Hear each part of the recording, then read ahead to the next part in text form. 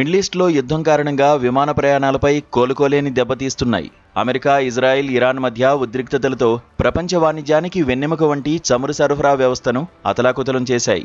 ఈ యుద్ధ ప్రభావం ఇప్పుడు విమాన ఇంధనంపై పడింది.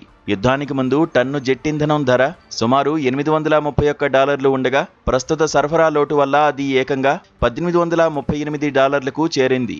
విమాన నిర్వహణలో ప్రధాన వ్యయం ఇంధనానిదే కావడం వల్ల విమానయాన సంస్థలు ఆ భారాన్ని మోయలేక నేరుగా ప్రయాణికులపైకి నెట్టేస్తున్నాయి. ఫలితంగా ప్రయాణికులు విమానం ఎక్కాలంటేనే భయపడే పరిస్థితి నెలకొంది.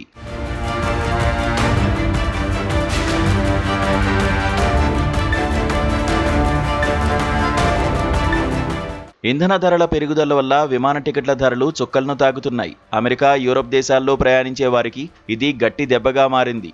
అమెరికాలో దేశీయ విమాన ఛార్జీలు ఏడాది కాలంలోనే 18% పెరిగి సగటున $358కు చేరుకున్నాయి. ఇక విదేశీ ప్రయాణాల పరిస్థితి మరింత ఆందోళనకరంగా ఉంది. అంతర్జాతీయ టికెట్ ధర సగటున $115 పెరిగి ఇప్పుడు $1064 మార్కును దాటేసింది.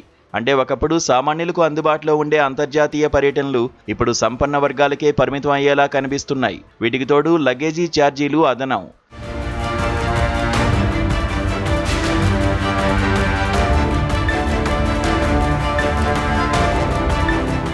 ఖర్చులను నియంత్రించడానికి అంతర్జాతీయ విమాన సంస్థలు కఠినమైన నిర్ణయాలు తీసుకుంటున్నాయి.